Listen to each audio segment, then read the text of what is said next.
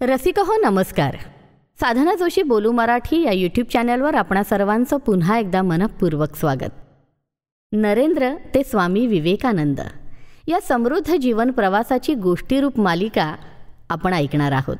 निर्विकल्प समाधीनंतर रामकृष्णांनी तो अमोल ठेवा कुलूपबंद करून ठेवला होता आणि तुझे कार्य पुरे झाले की मगच तुला ही किल्ली मिळेल असे स्वामीजींना त्यांनी सांगितले होते. तो दिवस आता जवळ आला आहे असे स्वामीजींना जाणवू लागले. इसवी सन 1902 जुलै महिन्याचे पान त्यांनी उलगडले आणि अमेरिकेचा स्वातंत्र्य दिन 4 जुलै या दिनांकाभोवती त्यांनी एक गोल केला.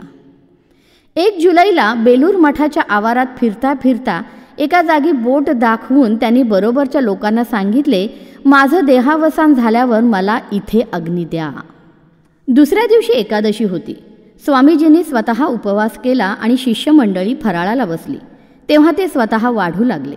गमतीदार गोष्ट सांगून सर्वांना हसवू लागले.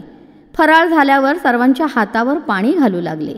ते पाहून एका शिष्याने विचारले, आम्ही आपले सेवक आहोत, आपण आमची अशी सेवा कशाला करता?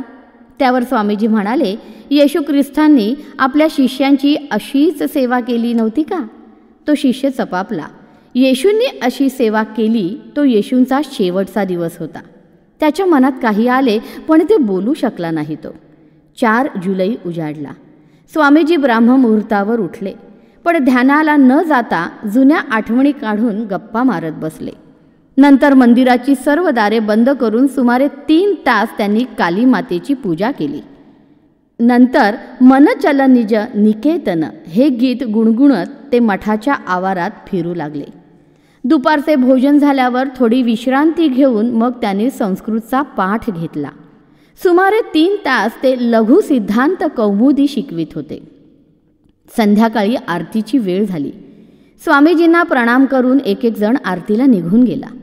स्वामीजी आपल्या खोलीत गेले. बरोबर नेहमी असणाऱ्या एका शिष्याला त्यांनी खोलीची दारे आणि खिडक्या लावून घेण्यास सांगितले. नंतर बराच वेळ ते बंद खिडकीच्या आतून दक्षिणेश्वराच्या मंदिराकडे पाहत होते. नंतर शिष्याला बाहेर जप करीत बसण्यास सांगून तेही आत जप करू लागले. तासाभराने ते पलंगावर येऊन पडले. रात्रीची साधारण 9ची वेळ. शिष्य त्यांना वारा घालीत होता. तेवढ्यात त्यांच्या हातातली जपमाळ थोडीशी थरथरली आणि 2 दीर्घ निश्वास बाहेर पडून मस्तक उशीवरून खाली घसरले. स्वामीजी अनंतात विलीन झाले होते.